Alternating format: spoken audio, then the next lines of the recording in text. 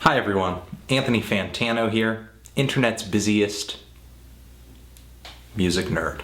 And it's time for a review, the self-titled album debut from METZ. These guys are a Canadian noise rock outfit. This is their album on Sub Pop Records. And like the title of the opening track on this thing suggests, this thing is a headache, a skull-splitting headache. And I mean that in the nicest, most complimentary way possible. The guitars on this LP are just pummeling, massive, dissonant. On tracks here, they definitely approach the chaos of bands like Drive Like Jehu, but also kind of feature the manic, kind of nasally, high-pitched vocals, screams rather, of Guy Picotto of Rites of Spring or Fugazi. There are moments that also remind me of maybe that last Daughters record as well. For positives, the sound on this LP is fantastic. I mean, just tons of saturation, just the riffs get pretty chaotic sometimes with noise hanging in the background. It can be pretty ear canal crumbling. Something I definitely think A Place to Bury Strangers fans can appreciate. And these guys really play with a lot of ferocity, and I like that they're able to kind of balance that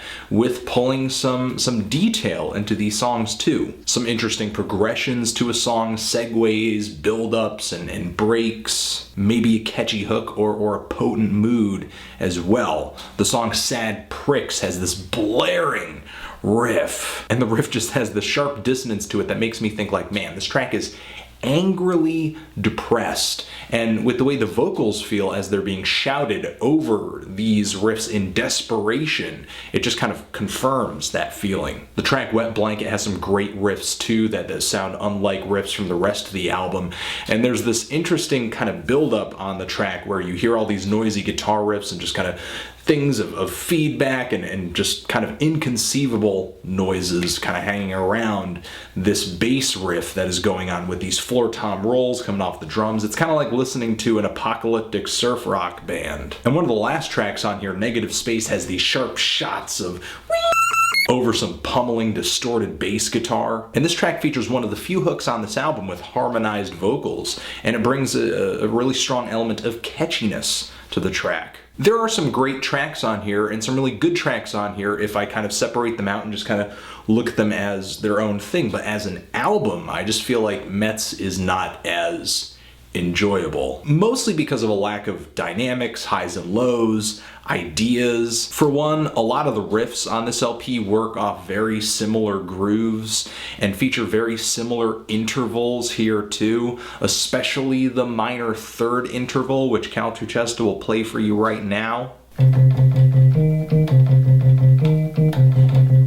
You've heard it before, especially in a lot of heavy, loud rock songs. But on here, I mean, man, these guys love their minor thirds. I feel like these guys could use a bit of a kick in the songwriting department as well. There are plenty of tracks on here like Rats and Knife and Water and Get Off that don't really deviate all too far from the main thematic riff that kind of kicks the song off.